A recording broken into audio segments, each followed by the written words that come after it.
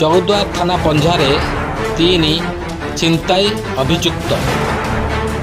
सूचना अनुसार गत अक्टोबर मासरे संध्याराणी पति नाम एक महिला जगतपुर अंचल को जाऊले। से समय विरूपा ब्यारेज दे जाउथुवा समय जड़े दुर्बृत्त आसी बेग्रे प्राय 23 ग्राम पिंधिथिबा एक सुना को झांपी नहीं जगतपुर आड़ को चली जाता।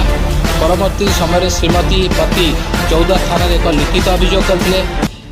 एतला आधार में चौद्वार पुलिस चौद्वार प्रवेश और प्रस्थान स्थान गुड़िक लगी सीसीटीवी फुटेज को संग्रह करथिला।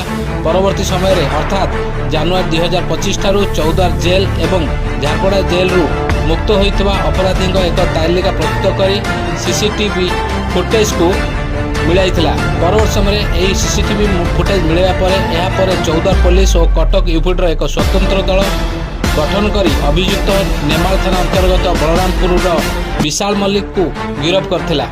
पर से घटना संपृक्त थिबा 2 अलंकार दुकानी अर्थात मालिक प्रभाकर सामंत और हरेकृष्ण साहू को गिरफ्त करथिला।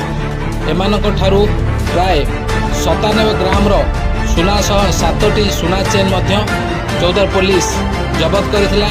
अभियुक्त नाम आहरी अन्य थाना केस थिबा मध्य चौद्वार पुलिस सूचना देइछि। तथा चौद्वार जगतपुर एवं सदर थाना मध्य एमानक नारे एकाधिक मामला थिबा चौद्वार पुलिस सूचना देइछि।